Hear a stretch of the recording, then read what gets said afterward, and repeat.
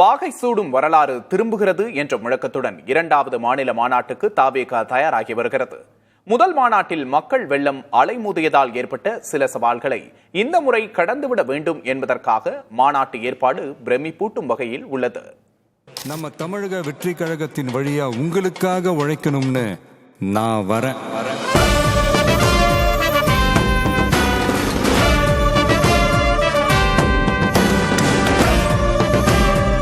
Vikravandi we சாலையில் 120 ஏக்கரில் விஜயின் முதல் மாநாடு நடந்தது. இந்த முறை மதுரையில் நடைபெறும் இரண்டாவது மாநாட்டுக்கான திடல் 250 ஏக்கராக விரிவுபடுத்தப்பட்டுள்ளது. பார்க்கிங் வசதிக்காக 450 ஏக்கர் என ஒட்டுமொத்தமாக 700 ஏக்கர் நிலப்பரப்பு மாநாட்டுக்காக பயன்படுத்தப்படுகிறது. 100 அடி உயர கொடிக்கம்பத்தில் விஜய் கட்சி கொடியை ஏற்றி வைக்க உள்ளார். மாநாட்டின் இதயமாக 500 பேர் அமரக்கூடிய 214 மீட்டர் நீள பிரம்மாண்ட மேடை அமைக்கப்பட்டுள்ளது. இந்த மேடையில் விஜய் உட்பட கட்சியின் மாநில மற்றும் மாவட்ட நிர்வாகிகள் அமர உள்ளனர்.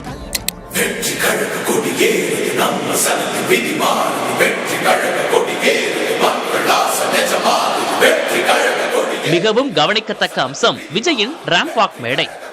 கடந்த முறை ரசிகர்கள் மேடையின் மீது ஏறியதால் ஏற்பட்ட நெருக்கடியை தவிர்க்க இந்த முறை 350 மீட்டர் நீள ராம்ப் வாக் மேடை 10 அடி இடைவெளியும் 8 அடி உயரமும் கொண்ட 100 கிலோ எடை கொண்ட தடுப்பு கம்பிகளால் பாதுகாக்கப்பட்டுள்ளது.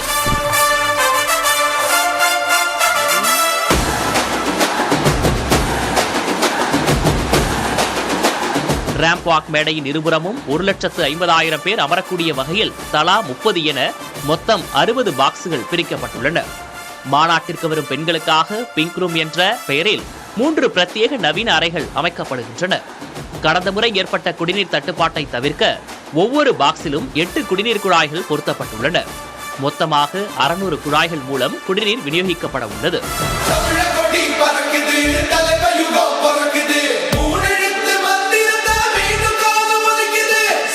இதை தவிர 100 குடிநீர் டேங்குகள், 5 லட்சம் குடிநீர் பாட்டில்கள் என பெரும் ஏற்பாடுகள் செய்யப்பட்டுள்ளன.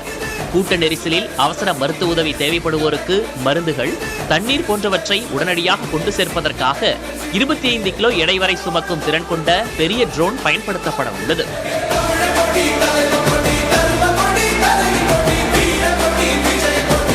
200க்கும் மேற்பட்ட மருத்துவர்கள் கொண்ட மருத்துவ குழுக்கள், 400 கழிவறைகள், 2500க்கும் மேற்பட்ட தனியார் பாதுகாவலர்கள் என மக்கள் வசதிக்கு அதிக முக்கியத்துவம் கொடுக்கப்பட்டுள்ளது.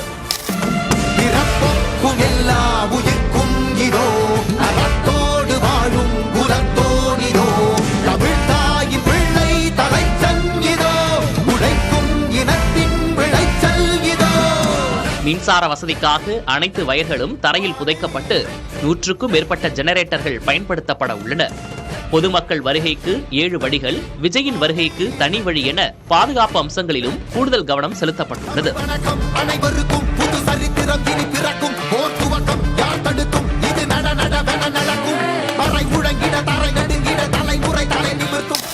மதுரையில் நடைபெறும் தாவேகா மாநாடு வெறும் கூட்டம் சேர்க்கும் நிகழ்வாக மட்டும் இல்லாமல் விஜயின் அரசியல் எதிர்காலத்திற்கு ஒரு புதிய திசையை கொடுக்குமா என்பதை பொறுத்திருந்துதான் பார்க்க வேண்டும்.